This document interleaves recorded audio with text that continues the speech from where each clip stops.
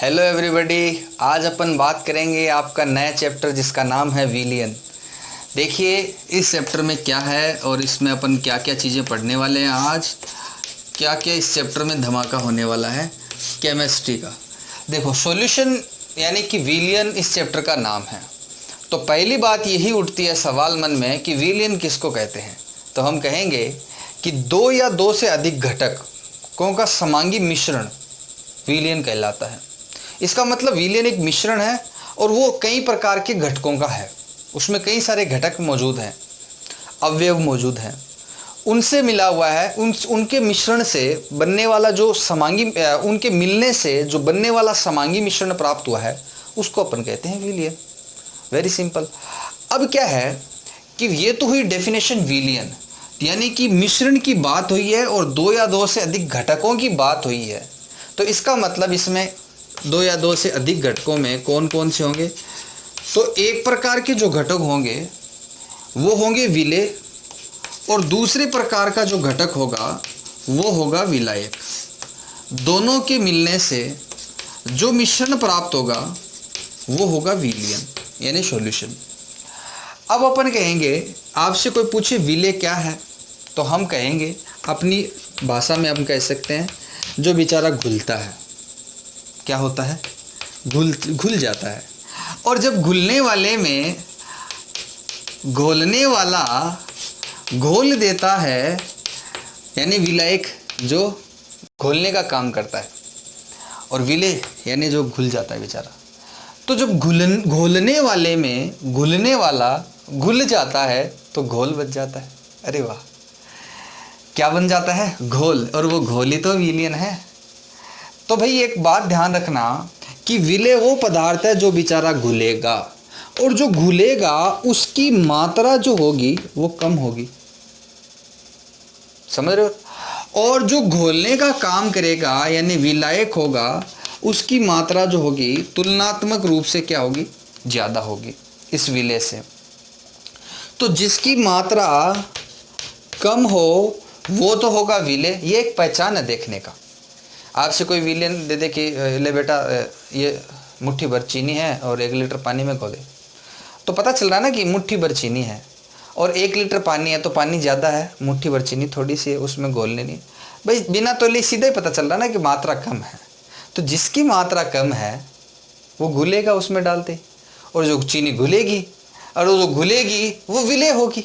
आपको कह दे ले बेटा 1 चम्मच नमक और डाल दे इसमें, उसी 1 लीटर पानी में, तो उसी 1 लीटर पानी में आप कह रहे हो घोलने वाला पानी है क्योंकि उसकी मात्रा ज़्यादा है, और जो 1 चम्मच आप नमक डाल रहे हो वो कम है और वो घुल रहा है, तो वो फिर विलेय है। तो ध्यान रखना कि जो घुलेगा वो विलेय होगा और उसकी मात्रा क्या होगी? विलायक से कम होगी, और विलायक वो होगा जो घोलेगा यानी जिसकी मात्रा ज़्यादा होगी। तो ये एक अपन फ़र्क कर सकते हैं विलेय और विलायक में। अब मैं एक बात बताऊं आपको कि आपके पास में विलायक मान लीजिए 1 लीटर पानी है और वो घोलने का काम कर रहा है, और वैसे भी सार्वत्रिक विलायक जो है वो जल ही होता है। पानी लिया है आपने 1 लीटर और उसमें आपने थोड़ी सी चीनी डाल दी, घुल गई, थोड़ा नमक डाल दिया, वो भी घुल गई। तो घुलने वाले तो 2 हो गए और घोलने वाले क्या हो गया? सिर्फ पानी। तो हम कहेंगे कि विलायक की अवयव जो है, विलायक एक ही घटक होगा और घुलने वाले यानी जो विलेय है वो 2 से अधिक घटक हो सकते हैं, 2 से अधिक प्रकार के हो सकते हैं। वो 2 प्रकार के विलेय हो सकते हैं, विलेय 3 प्रकार के हो सकते हैं। यानी कि विलेय की जो मात्रा है, विलेय के जो प्रकार है, वो कई प्रकार के विलेय उसमें उस विलायक में मौजूद हो सकते हैं। बोलो बेटा बात समझ में आई है? अब तो आनी है। तो हम कहेंगे कि विलायक एक होगा जब उस एक विलायक में 1 से अधिक विलेय पदार्थों को तुम घोल सकते हो। Is that clear? तो ये तो बात आती है विलेय और विलायक की। अब फॉर एग्जाम्पल जैसे ऐसे कहा जाता है कि 10 ग्राम नमक प्रति लीटर विलियन में उपस्थित है। बात को समझ रहे हो? 10 ग्राम नमक प्रति लीटर विलियन में उपस्थित है, तो इसका मतलब समझना कि यहाँ पे विलायक तो लीटर में है, यानी जो पूरा विलियन बना है उसकी मात्रा तो लीटर में है, और यहाँ पे 10 ग्राम नमक है, वो विलेय है। इसी तरह से आपको ऐसे पूछ ले W 40% W/W आपको कोई कह दे 1 विलियन है, ऐसे अगर टर्म देखने को मिले तो आप इसका मतलब क्या समझना कि यहाँ पे जो आगे 40 W दे रखा है, यानी कि यूँ मान लो 40 ग्राम वेट, W का मतलब होता है वेट और वेट का मतलब होता है भार, यानी कि 40 ग्राम यूँ मानो कि नमक है और W और वो ग्राम ही विलियन में है। यानी कि अगर 40 ग्राम नमक को जो किसी विलायक में घोल करके बनाया गया है विलियन, उस विलियन की भी मात्रा ग्राम में ही है। तो ऐसे W/W भी प्रदर्शित कर सकते हैं। ऐसे दिया हुआ हो तो अपन ये समझ सकते हैं कि कौन सा विलेय है और किस में घुला हुआ, उसका आयतन कितना है। आयतन है तो लीटर है और भार है तो W लिखा हुआ मिलेगा आपको पीछे। तो एक सिंपल एक ये विलियन को एक प्रदर्शित करने का एक तरीका होता है। अब देखो इसके बाद में अपन बात करते हैं कि भाई हमें ये तो समझ में आ गया कि विलेय विलायक से विलियन बना, लेकिन ये विलियन कितने प्रकार के हो सकते हैं, इनका वर्गीकरण करते हैं। तो मैं आपको एक वर्गीकरण बताता हूँ इनका, सिंपल सा वर्गीकरण है।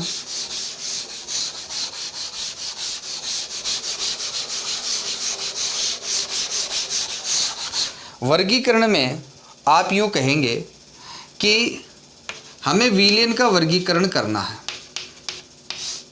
तो देखो सबसे पहले घटकों के आधार पर, घटकों की संख्या के आधार पर घटक, अगर घटक 2 हो, अब देखो एटलीस्ट 2 घटक तो होंगे ही होंगे, एक विलेय और एक विलायक, 2 तो होने ही है। ऐसे नहीं हो सकता ना कि एक ही घटक है वही विलियन है, खाली विलेय है मैं घुलने वाला हूँ विलियन हो, ना ऐसे नहीं चलेगा। विलायक खाली विलायक ले लिया और कह दिया एक ही घटक है मैं विलियन हूँ, नहीं, दोनों मौजूद होने चाहिए, विलेय और विलायक। तो कम से कम घटक कितने हो विलियन में होते हैं? 2 तो होती हैं, एक विलेय और एक विलायक। तो अगर 2 घटक मौजूद हो, एक प्रकार का विलेय और एक प्रकार का विलायक, तो उस विलियन को हम बोलते हैं द्विअंगी विलियन। क्या बोलते हैं? द्विअंगी विलियन। और अगर घटक 3 हो, मतलब एक विलायक और उसमें 2 प्रकार के विलेय मौजूद हो, टोटल घटकों की संख्या निकालें तो 3 हो गई, तो अपन कह देंगे ऐसे विलियन को त्रिअंगी विलियन कह देंगे। और घटकों की संख्या अगर 4 हो तो पता ही है तुम्हें क्या होगा, चतुरंगी विलियन कहलाएगा। तो इस प्रकार से हम कह सकते हैं घटकों की संख्या के आधार पर विलियन 3 प्रकार के हैं, द्विअंगी, त्रिअंगी और चतुरंगी। घटक 2 तो द्विअंगी, घटक 3 तो त्रिअंगी और घटक 4 तो चतुरंगी। ये तो हुआ पहला वर्गीकरण। इसके बाद में अपन बात करते हैं विलेय पदार्थ की मात्रा के आधार पर। विलेय पदार्थ की मात्रा के आधार पर जो है वो विलियन फिर 3 प्रकार के हैं, एक असंतृप्त और एक संतृप्त और एक है अति संतृप्त। लो भाई ये 3 प्रकार के हैं। कौन कौन से? असंतृप्त, संतृप्त और अति संतृप्त। देखो असंतृप्त का मतलब बताता हूं आपको। आपके पास में यह एक विलायक जल है और मान लीजिए आपके पास में 1 लीटर पानी है, क्लियर। उसमें तुम लोगों को क्या करना है, आपने इसमें एक नमक मिला दिया 10 ग्राम और उसमें घोल दिया, घुल गया, पूरा घुल गया। और अगर विलेय मिलाओगे तो क्या ये अब जो विलियन बन गया है, इस 1 लीटर पानी में आपने 10 ग्राम नमक मिलाया और वो पूर्णतया घुल गया, और घुलने के बाद में अब अगर विलियन में इस विलियन बन गया ना, अब इस विलियन में अगर और नमक मिला दोगे और विलियन कहता कि मिला दे और घोल लूंगा, तो ऐसा विलियन असंतृप्त विलियन है। तृप्त नहीं हुआ अभी तक। ये तृप्त का मतलब कि संतृप्त नहीं हुआ है ये विलयन, अभी कैसा है, असंतृप्त है। असंतृप्त का मतलब क्या हो गया कि ऐसा विलयन जिसमें आपने विलायक मिलाया और विलायक मिलाते ही वो विलय मिलाया और विलय मिलाते ही पूर्णतः वो घुल गया। और अगर तुम ऐसे विलयन में अगर यदि और विलय मिलाओ तो वो भी घुल सकता है। ऐसा विलयन क्या कहलाएगा, असंतृप्त विलयन। क्लियर। फिर इसके बाद में अपन कहते हैं संतृप्त क्या है। तो संतृप्त विलयन कब बनाएंगे, जब इस विलायक की निश्चित मात्रा ले ली आपने, नमक मिलाया घुल गया, नमक मिलाया घुल गया, नमक मिलाया घुल गया, नमक मिलाया घुल गया। अब एक स्थिति ऐसी आएगी कि अब अगर आप थोड़ा सा नमक मिलाओगे ना तो विलयन कह देगा नहीं भैया अब नहीं घुलना। अब इससे ज्यादा अगर और विलय यानी और विलय की मात्रा मिला दी ना तुमने तो वो घुलेगा नहीं। यानी कि इसके विलायक की घोलने की जितनी क्षमता है, विलायक घोलने का काम करता ना, उतनी अधिकतम मात्रा तुम उसमें विलय की घोल दो जितनी इसके घोलने की क्षमता है, तो फिर उस कंडीशन में जो विलयन मिलता है एकदम संतृप्त मिलता है। कैसा विलयन होता है, वो संतृप्त विलयन होता है। अब इस संतृप्त के आगे की कंडीशन अगर होगी तो वो फिर विलयन क्या हो जाएगा, सुपर सैचुरेटेड हो जाएगा, अति संतृप्त विलयन हो जाएगा। कैसे, आपने इसकी अधिकतम मात्रा में जितनी घुलनी थी उससे ज़्यादा आपने और घोल दी उसमें, तो फिर इसके लिए क्या करना पड़ सकता है, शायद आपको विलयन को गर्म करना पड़ सकता है, क्योंकि गर्म करते हैं ना तो कुछ घुलनशीलता बढ़ जाती है ना, घुलने की क्षमता कुछ बढ़ जाती है। लेकिन विलय मिला तो दिया आपने, लेकिन मिलाने के बाद में आपको पता है इस विलायक में पहले इसकी जितनी घोलने की क्षमता थी उतना तो आपने घोल चुके हैं, फिर उसके बाद में भी आपने और मिला दिया है विलय। तो ऐसी स्थिति में क्या होगा, क्रिस्टलीकरण चालू हो जाएगा, यानी कि कुछ विलय पदार्थ उस विलयन में ठोस अवस्था में बनने परिवर्तित होने लगेंगे, और कुछ विलय पदार्थ जो हैं वो आप और घोल रहे हो, और कुछ क्रिस्टलीकरण प्रारंभ भी हो रहा है। तो ऐसा विलयन जो होगा ना, फिर उस कंडीशन में हम क्या बोलेंगे, उसको अति संतृप्त विलयन कहेंगे। Is that clear. तो ये जो है विलयन कितने प्रकार के हैं, 3 प्रकार के, संतृप्त, अति संतृप्त और असंतृप्त विलयन है। ठीक है। फिर इसके बाद में अपन बात आती है कि विलय और विलायक की भौतिक अवस्था के आधार पर, विलय और विलय विलायक की भौतिक अवस्था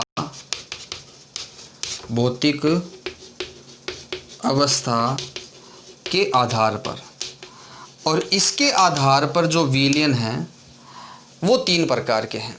कौन कौन से, एक ठोस विलयन,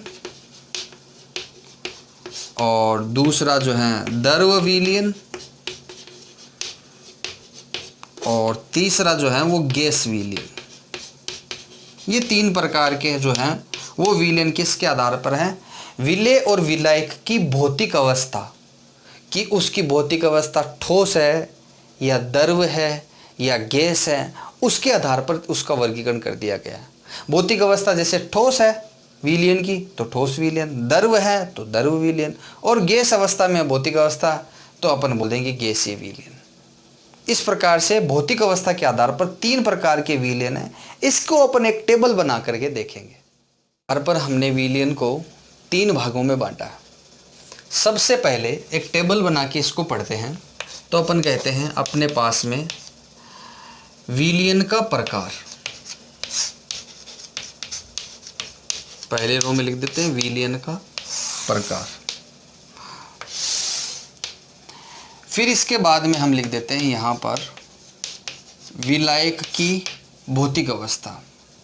ठीक, विलायक की भौतिक अवस्था, और फिर यहाँ पे ले लेते हैं विलय की भौतिक अवस्था, और यहाँ पे हम ले लेते हैं कोई उदाहरण।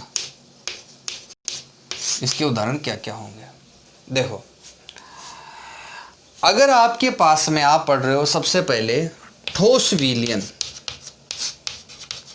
ठोस विलयन, तो मैं आपको एक बात बताऊं कि यहां पे जो ठोस विलयन अगर आप नाम सुनो ना तो ये ध्यान रखना कि इसमें विलायक जो होगा ना वो ठोस होगा।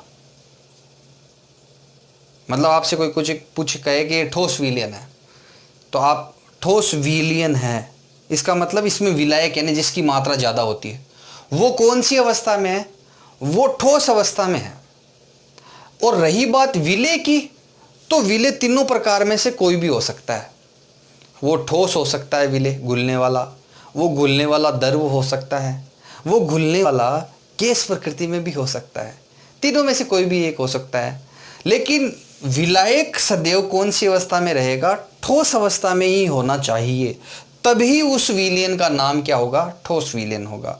तो डेफिनेशन भी बन गई एक प्रकार से, ठोस विलयन क्या है? जिसमें विलायक ठोस अवस्था में और जबकि विलय ठोस द्रव या गैस अवस्था में हो सकते हैं।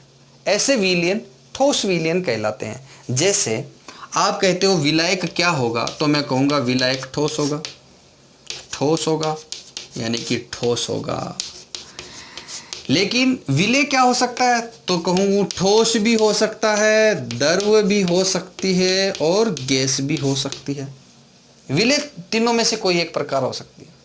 अब जिसकी मात्रा ज्यादा है तो प्रकृति उसी की बनी रहेगी।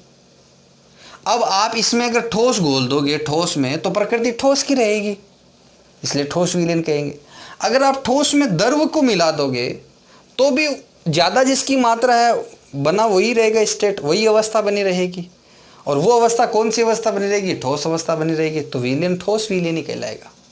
अब किसी ठोस में अगर आप गैसों को लाके घोल दोगे तो अवस्था उस विलयन की ठोस अवस्था में ही बनी रहेगी, क्योंकि मात्रा विलायक की ज्यादा है ना।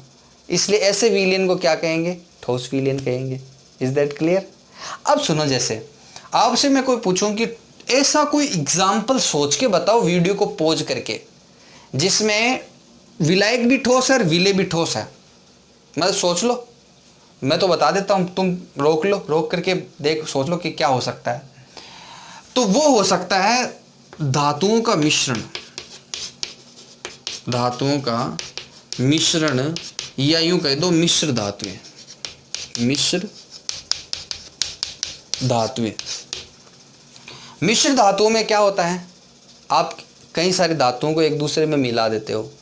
मिलने वाली धातुएं कौन सी अवस्था में होती है? ठोस अवस्था में होती है। तो अगर ठोस को ठोस में मिला दिया तो आपने कह दिया कि विलयन कैसा हो गया? ठोस विलयन हो गया, जिसमें घुलने वाला भी ठोस है और घोलने वाला भी क्या है? ठोस है। तो विभिन्न धातुओं का मिश्रण यानी मिश्र धातुएं। फिर कोई एक ऐसा वीडियो को पॉज करके एग्जाम्पल देखो, सोचो, दैनिक जीवन के एग्जाम्पल होंगे सारे, कि जिसमें घोलने वाला तो ठोस होगा लेकिन घुलने वाला यानी जिसकी मात्रा कम है वो द्रव होगा। Hg है ना, AuHg। मरकरी को, पारे को तुम, पारा एक द्रव अवस्था में धातु है, एक ऐसी धातु है जो कौन सी अवस्था में पाई जाती है? द्रव अवस्था में। और सोना कौन सी अवस्था में पाया जाता है? ठोस अवस्था में। तो अधिक सोने की मात्रा में पारे को मिला दो तो बनने वाले मिश्रण को क्या बोल देंगे? कि भाई ठोस में द्रव को मिलाया गया। इसी प्रकार से ठोस में हम गैस को मिलाएंगे। ऐसा एग्जाम्पल भी तुम सोचो और सोच के बताओ। तो इसका एक एग्जाम्पल, बेहतरीन एग्जाम्पल ये निकल के आता है कि जो धातुएं होती है, जैसे निकल हो गई, प्लेटिनम हो गई, पैलेडियम हो गई, ये एक हाइड्रोजनीकरण एक अभिक्रिया है 11th क्लास में। उसमें हम ये कहते हैं कि निकल को वनस्पति तेल को वनस्पति घी में बदलते हैं तो हाइड्रोजन गैस प्रोवाइड करते हैं वनस्पति तेल में, निकल धातु की उपस्थिति में, तो वो वनस्पति घी बन जाता है। ऐसा कुछ है, आगे भी आएगा, 12th में भी आएगा, 5th चैप्टर में। लेकिन हमें समझना क्या है कि उसमें हाइड्रोजन गैस प्रोवाइड करते हैं तेलों में, और वो किसके ऊपर से प्रोवाइड करते हैं? निकल धातु की उपस्थिति में, निकल धातु के ऊपर प्रोवाइड करते हैं, जिससे निकल धातु एक ठोस अवस्था में है और उसकी सतह पर हाइड्रोजन आकर के जुड़ जाती है। ऐसे हाइड्रोजन आकर के क्या हो जाती है? जुड़ जाती है। तो ये एक हाइड्रोजन एक गैस अवस्था में थी और निकल एक धातु अवस्था में थी और ऊपर सतह पे आकर के ठहर गई। इसको बोलते हैं गैसों का अधिशोषण। गैसों का अधिशोषण किस पर? वो भी ठोस पर। तो ये इसका एक एग्जाम्पल हो गया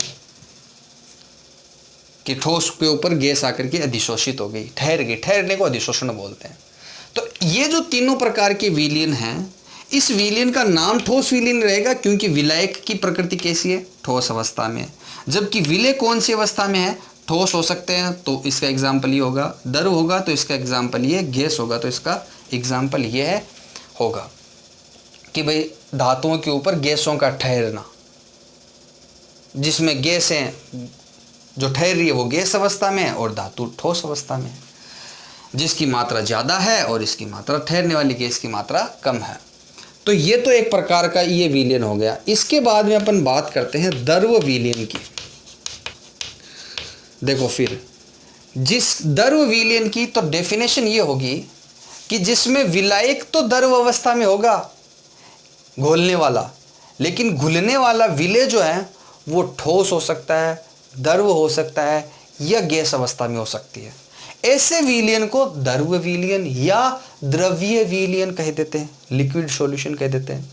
तो मैं यहाँ कहूँगा कि विलायक द्रव होगा, द्रव होगा, द्रव होगा, लेकिन घुलने वाला ठोस हो सकता है, द्रव हो सकता है या हो सकती है गैस। इनमें से कोई एक हो सकता है। क्लियर।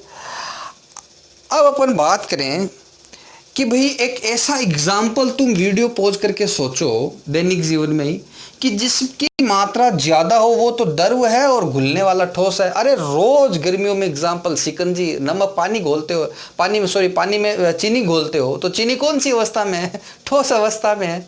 और किस में घोलते हो, पानी में, पानी कौन सी अवस्था में है, द्रव अवस्था में है। कभी नमक भी घोलते हो तो अपन कह दे कि शक्कर का विलयन, शक्कर का, चीनी का घोल, शक्कर का घोल, शक्कर का घोल, या नमक का विलयन, नमक का विलयन, ये इसके एग्जाम्पल हो सकते हैं। फिर एक ऐसा एग्जाम्पल भी सोचो कि जिसमें घुलने वाली भी द्रव और घोलने वाली भी द्रव हो। ये आप सब जानते हैं।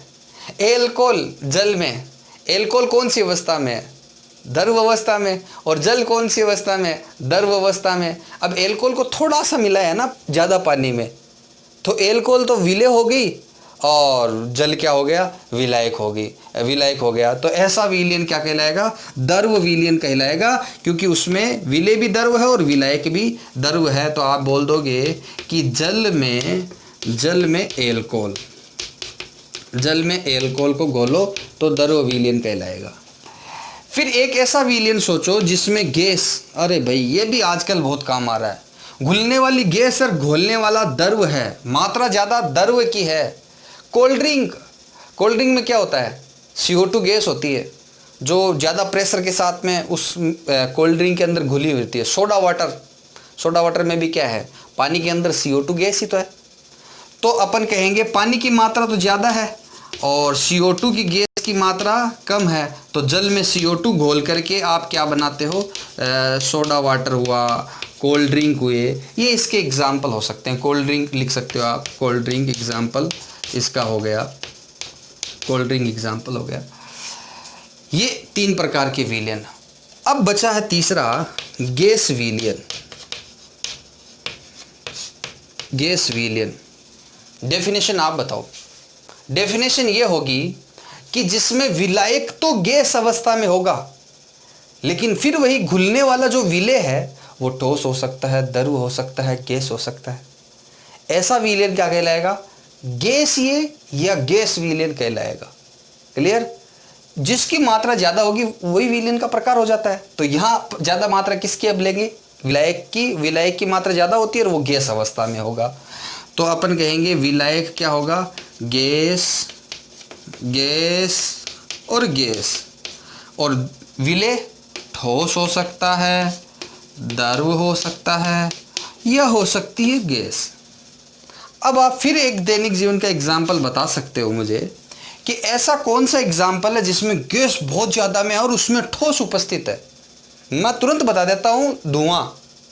धुएं में क्या होता है, कार्बन कण होते हैं और वो कार्बन कण ठोस कण होते हैं और वो पूरे वातावरण में फैल जाते हैं। वातावरण में वायु है, वो गैस है, और धुआं इसका एक एग्जाम्पल हो सकता है जिसमें कार्बन के कण वायु में उपस्थित होते हैं। आंधी ले लो, खूब चल रही है, आंधी ले लो। आंधी में क्या होता है कि धूल के कण उड़ते हैं और वातावरण में ठहर जाते हैं, तो आंधी हो सकती है। इसका एग्जाम्पल आंधी, आंधी, आंधी होगी या फिर क्या होगा, धुआं। धुएं में कार्बन के कण तो ठोस अवस्था में मानेंगे जो विलेय है, और वायु को गैस अवस्था में मानेंगे। फिर बात आती है द्रव को गैस में घोलो, और गैस की मात्रा ज़्यादा है और घोलने वाला द्रव है उसमें कम मात्रा में द्रव है। फिर तुम्हें बताना वीडियो पॉज करके, कोहरा धुंध पड़ती है ना, तब क्या होता है, वातावरण में ही नमी ठहर जाती है, जल की बूंदें वातावरण में ठहर जाती है, जिससे अपन कहते हैं कोहरा छा गया। तो कोहरा में क्या होता है कि द्रव जो ठहरा है वातावरण में, वो तो जो जल ठहरा है वो तो द्रव अवस्था में है, और वायु में ठहर गई ना कोहरे में, इसलिए वायु क्या ज़्यादा मात्रा में, इसलिए वो विलायक है। तो इसका एग्जाम्पल क्या होगा, कोहरा। कोहरा होगा इसका एग्जाम्पल।